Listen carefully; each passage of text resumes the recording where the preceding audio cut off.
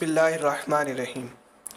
السلام علیکم معزز ناظرین و محترم سامعین، ڈاکٹر عبدالواجد شاذلی کے چینل پر خوش آمدید۔ جنت کا سردار میدان کربلا میں اس سیریز کی پہلی ویڈیو حاضر ہے۔ اس ویڈیو میں آپ جانیں گے امام عالی مقام کا تعارف اور آپ کے فضائل و کمالات۔ تو آئیے بڑھتے ہیں ویڈیو کی جانب۔ غریب و سادہ و رنگین ہے داستان حرم، غریب و سادہ و رنگین ہے داستان حرم، نہایت اس کی حسین ابتدا ہے اسماعیل۔ آپ کا اسم گرامی حسین، کنیت ابو عبداللہ اور لقب سبط الرسول اور ریحانۃ الرسول ہے۔ نسب مبارک اس طرح ہے: حسین ابن علی بن ابی طالب بن عبد المطلب بن ہاشم بن عبد مناف بن قصہ بن کلاب بن مرہ بن کعب بن لوی بن غالب بن فہر بن مالک بن نضر بن کنانہ۔ آپ کی والدہ ماجدہ حضرت سیدہ فاطمۃ الزہرا بنت محمد رسول اللہ صلی اللہ علیہ وسلم ہے۔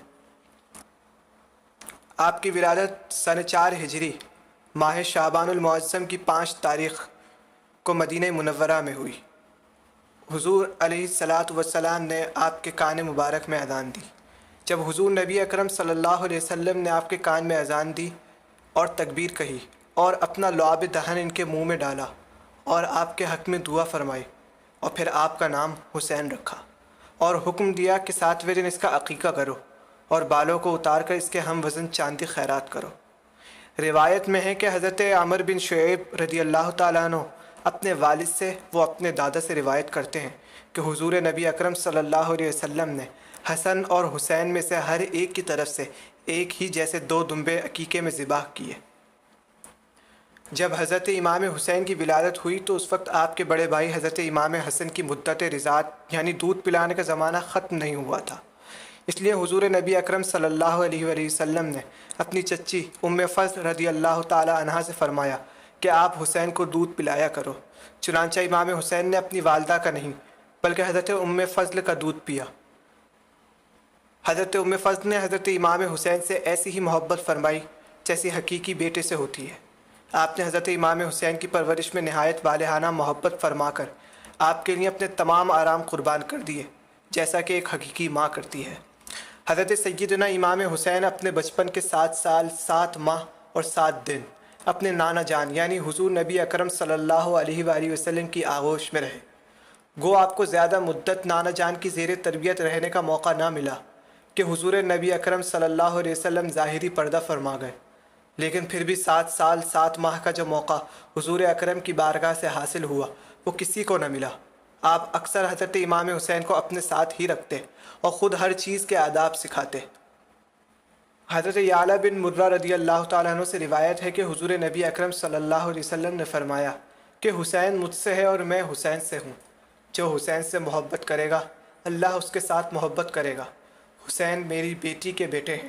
حضرت عمر بن خطاب رضی اللہ تعالیٰ عنہ فرماتے ہیں کہ میں نے حضور نبی اکرم صلی اللہ علیہ وآلہ وسلم کو فرماتے ہوئے سنا کہ قیامت کے دن میرے حسب و نسب کے سوا ہر سلسلہ نسب منقطع ہو جائے گا۔